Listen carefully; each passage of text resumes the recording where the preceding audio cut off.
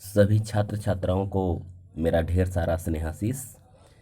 प्यारे बच्चों, आज के वीडियो में हम लोग प्रेम माधुरी का पद संख्या 1 और 2 की व्याख्या पढ़ेंगे। तो आइए देखते हैं प्रेम माधुरी की व्याख्या।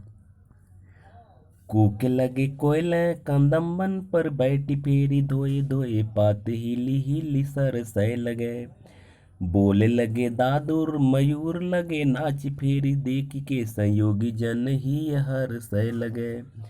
हरि भई भूमि सिरी पवन चलन लागी लखी हरि चंद्र फेरी प्राण तरसय लगे।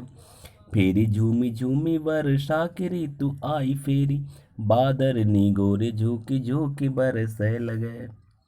ये पद 1 है। आइए इसका व्याख्या हम लोग पढ़ते हैं।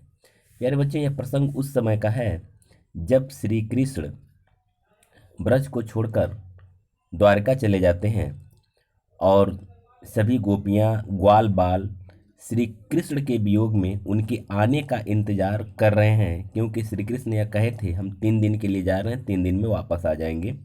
और उनकी याद में किस तरह से उनका समय व्यतीत हो रहा है, किस तरह से उनके मन में बेचैनी है, उसी समय का यह भाव इस कविता में भारतेंदु हरिश्चंद्र जी ने स्पष्ट करने का प्रयास किया है। यह कविता चूंकि ब्रज भाषा में है तो इसको आइए इसका अर्थ हम देखते हैं। कूके लगे कोयले कदम्बन पर बैठी फेरी धोए धोए पात हिली हिली सरसय लगे। कूके लगे कोयले, यह इसमें ऋतुओं का वर्णन किए हैं इस पद में कि एक ऋतु के बाद दूसरा ऋतु, फिर वह ऋतु कैसे मतलब एक एक ऋतु कैसे बदलता जाता है, फिर वही ऋतु आता रहता है, फिर भी श्री कृष्ण का दर्शन नहीं होता है, वह ब्रज दोबारा नहीं आते हैं और गोपियों को ग्वाल बालों को उनका दर्शन नहीं मिल पाता है।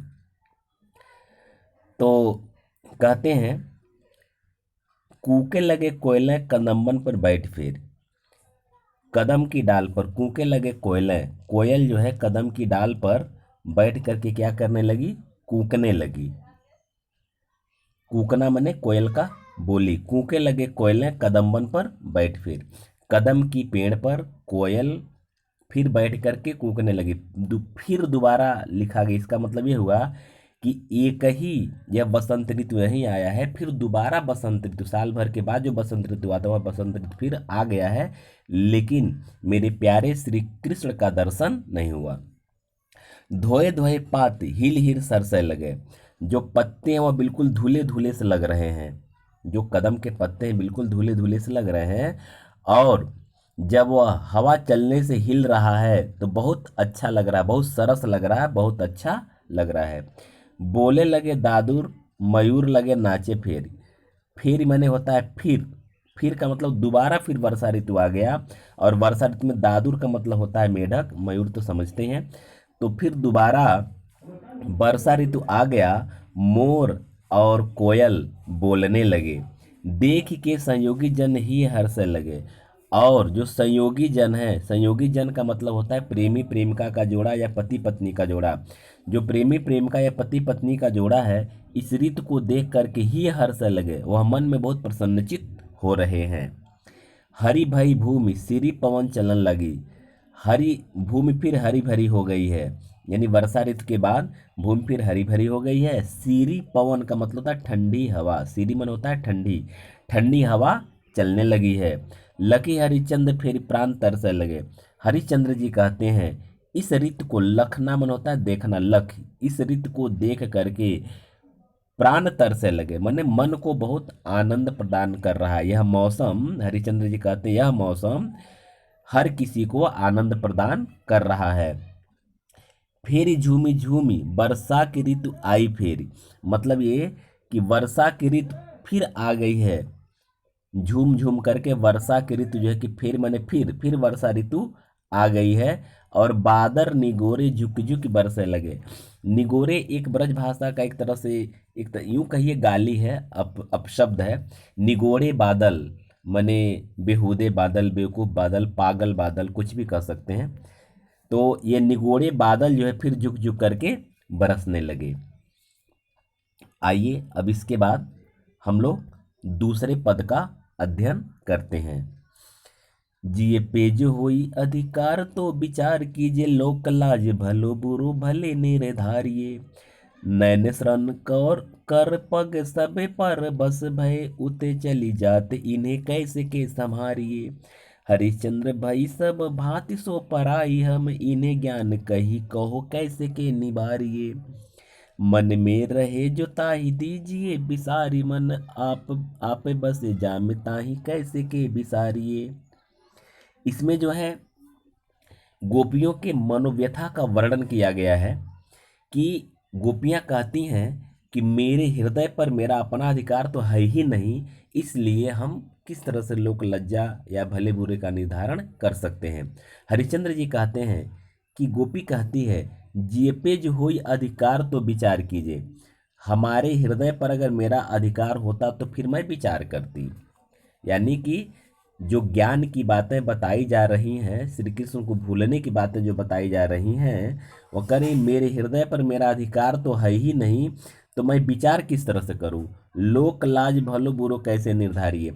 अब इस स्थिति में जब मेरे हृदय पर मेरा अधिकार नहीं है तो लोक लाज और भले बुरे का निर्धारण मैं कैसे कर सकती हूँ। नयन श्रवण कर पग कर सभे पर बस भय। नयन श्रवण कर पग, नयन यानी आँख, श्रवण कान, कर हाथ, पग पैर, यानी आँख कान हाथ और पैर सब पर बस भय, मतलब दूसरे के बस में हो गए, अर्थात श्री कृष्ण के बस में हो गए हैं। उते चली जात इन्हें कैसे के संभालिए। यह उधर ही चले जाते हैं, उते चली जाती है उधर ही चले जाते हैं, इन्हें कैसे के संभालिए, इसको मैं कैसे संभालूं। मतलब जिधर हमारे श्री कृष्ण चले गए हैं उधर ही मेरे आँख कान पैर हाथ ये सभी अंग उधर ही चले जा रहे हैं, इसको मैं संभाल नहीं पा रही हूँ। हरिश्चंद्र भाई सब भांति सो पराई हम। हरिश्चंद्र जी कहते हैं कि हर भांति से हम लोग पराई हो गई हैं, माने कोई हमें पूछने वाला नहीं है, उनके अलावा हमें कोई पूछने वाला नहीं है। इन्हें ज्ञान कही कहो कैसे के निवारिये। कह रहे इनको किस ज्ञान से, माने कौन सी ऐसी बातें हो जिससे इसे मैं उबर पाऊँ, ये मेरे समझ में नहीं आ रहा है।